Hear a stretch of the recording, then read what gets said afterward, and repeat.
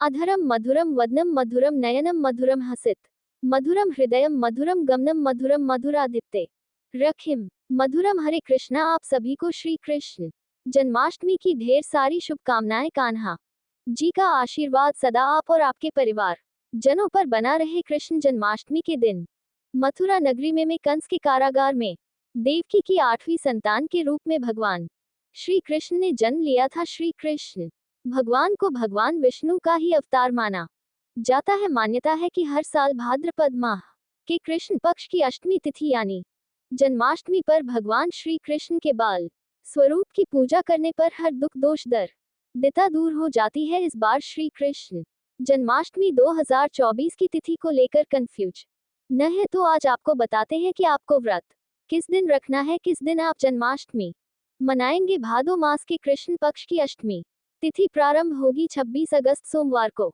सुबह 3:39 से। सोमवार के दिन सारा दिन ही अष्टमी तिथि रहेगी और 27 अगस्त मंगलवार को सुबह 2:19 अगस्त सोमवार को दोपहर 3:55 से शुरू होकर 27 अगस्त मंगलवार को दोपहर 3:38 तक रहेगा। ऐसे में इस बार जन्माष्टमी का पर्व 26 अगस्त सोमवार के दिन मनाया जाएगा।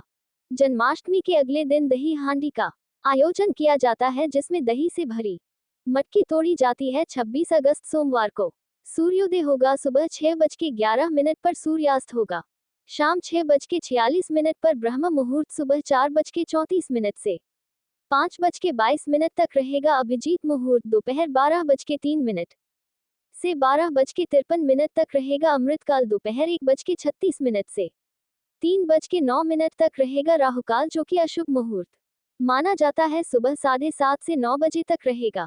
अब जानते हैं कि जन्माष्टमी की पूजा का शुभ मुहूर्त क्या रहेगा। 26 अगस्त सोमवार को मध्यरात्रि निशिता काल मुहूर्त रहेगा रात 12 बजे से 12:45 तक। इसलिए इस बार भगवान श्री कृष्ण की पूजा के लिए आपको 45 मिनट का समय मिलेगा। इस समय में आप भगवान श्री कृष्ण का जन्मोत्सव मना सकते हैं।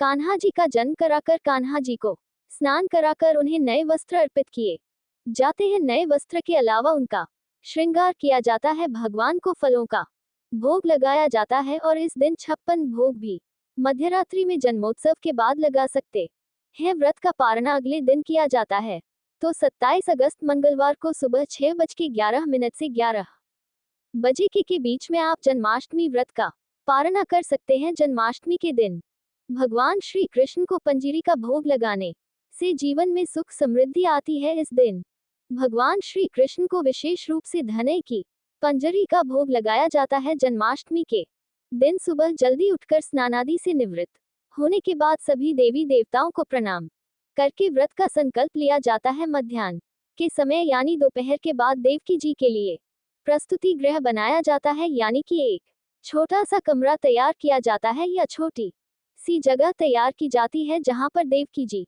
ने भगवान श्री कृष्ण को जन्म दिया था। इसके लिए आप काले तिलों का जल छिड़क अब इस घर में एक बिछौना बिछाकर शुभ कलश की स्थापना करें। इस दिन ध्यान रखें भगवान श्री कृष्ण के साथ साथ माता देवकी की भी पूजा करनी चाहिए। इसके बाद भगवान कृष्ण और देवकी माता का विधिवत पूजन करें। दिन भर उपवास रखिए। ध्यान रखिए इस व्रत में अनाज का उपयोग नहीं किया जाता है, केवल फलाहार ग्रहण किया जाता है। बहुत से लोग इस दिन निर्जल रहकर भी व्रत रखते हैं। उपवास रखने के बाद मध्यरात्रि निश्चिता काल मुहूर्त में भगवान श्री कृष्ण का जन्म कराया जाता है यानी कि उनके जन्म की विधि को बिल्कुल वैसे ही किया जाता है जिसे एक शिशु पैदा होता है। इसके लिए बहुत से लोग खीरे में एक सिक्का डालकर या खीरे में लड्डू गोपाल जी की मूर्ति को रखकर उनका जन्म कराते हैं। आप यदि पहली बार व्रत रख रहे हैं तो आपको विधि विधान से इस दिन श्री कृष्ण जन्माष्टमी का त्योहार मनाना चाहिए। सभी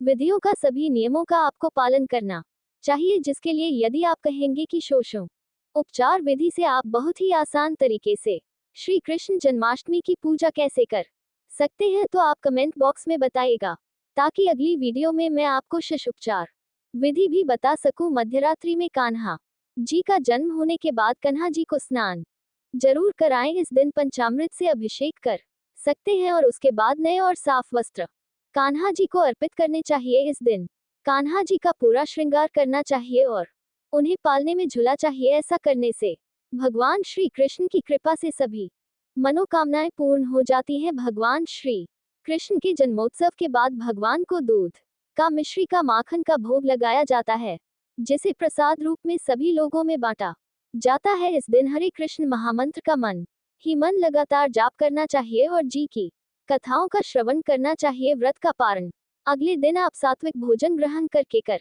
सकते हैं। उससे पहले आपको कान्हा जी की एक बार फिर से विधि विधान से पूजा करनी चाहिए। ये थी आज की वीडियो। जानकारी कैसी लगी कमेंट बॉक्स में जरूर बताइएगा।